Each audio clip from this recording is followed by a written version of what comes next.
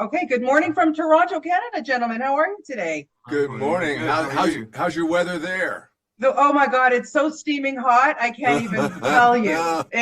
But I am not complaining because we had a very long winter, so it's all good, my friends. Thank you, thank you for another fantastic season. And I have to, Terrence, let's start with you because here we are, 152 years later, and I got to say, you both don't look any different. So congratulations on that. Great you hold in the palace. Yeah.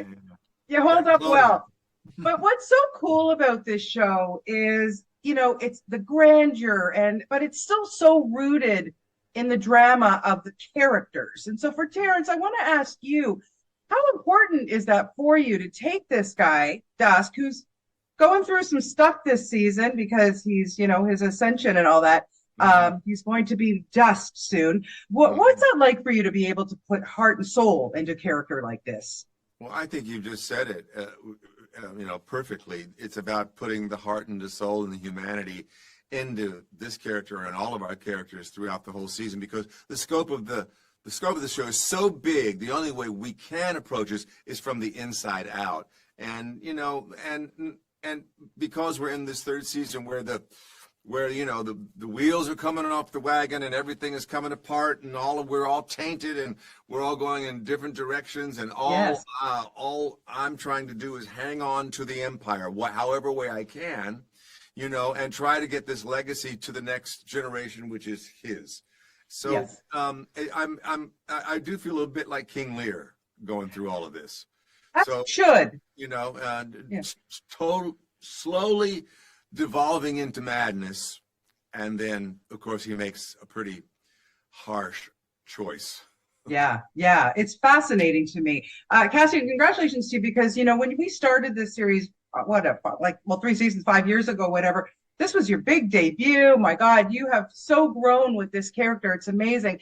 And Don, really, this season, he's changed. He's a different guy. For you, how exciting is that as an actor? And how have you kind of maybe taken on, and learned from him from this role and personally? Yeah, I mean, I think the interesting thing about the show is that it's sort of art imitating life and life imitating art as we go along. 'Cause this is such a big part of our lives together. I mean, Terry and I have been living together for pretty much 5 years.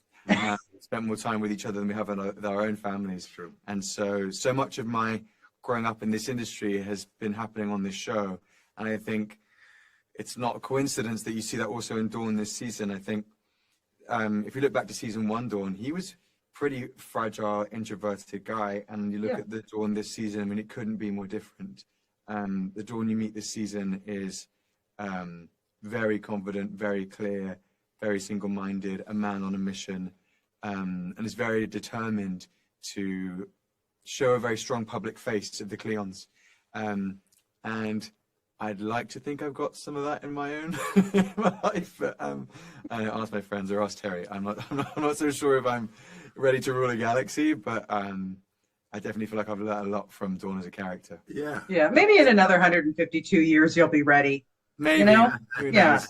I'll give you a call and let you know. Yeah, absolutely. Terry, it's funny. I when you first couple episodes, I mean, we see Brother Day, Lee Pace, of course, who's so great, and he's just having a grand time. He doesn't give a crap. You know what I mean? He's just in his own oasis and everything.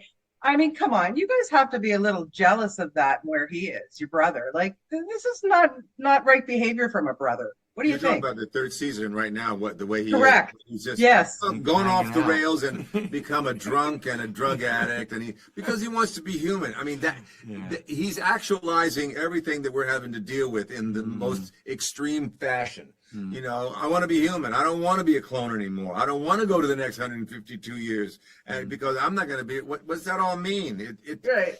It's a real, enigma of a character study, and it's a lot to unpack. But yeah, 100%. Okay, we have some great people who've joined season 3, especially for you, like Cherry Jones, a Broadway vet as well, and oh my God, what a great season. But Pilo Asbeck, man, that guy plays bad good. Wow, he is unbelievable. Cassian, tell me a little bit about just working opposite someone like him and the power that the Mule has. That's incredible. I think the great thing about Pili that makes him so compelling is as an actor as well as a character, I have no idea what he's going to do. Every time I go to set with him, I know that I'm going to have to be light on my feet, and he's unpredictable and so addictive to watch. And as I watched season 3, I was sat there just sort of waiting for him to come back on screen because he's so magnetic. As soon as he comes into frame, he has this like electric energy about him. And he has that also in real life. He's just a lot more friendly than the Mule is. But I think as actors, you're always chasing spontaneity. You're trying to make things feel alive, even though they're fabricated. And I think what Pili has for free, and he brings so much of to the show this season, is he has this like urgency and aliveness that really shakes up the status quo in Foundation. Like, I think there's a pretty clear idea of who's in charge at the end of season 2. It's like, is it Foundation? Is it Empire? It's probably either or. And suddenly the Mule comes in and makes a total mess of everything and brings chaos and destruction with him. Yeah, it's great to watch. And just to wrap it up, Terrence, at this point, you know, we know that Foundation, of course, is based on Asimov's, you know, books and writings.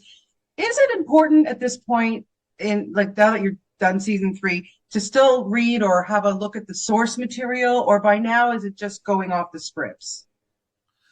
I think that the whole Cleon journey from day one was such a departure from the books. I mean, I think the whole description of the Cleons was maybe a page or not even a chapter in the book. So I think right now we're just working on the scripts.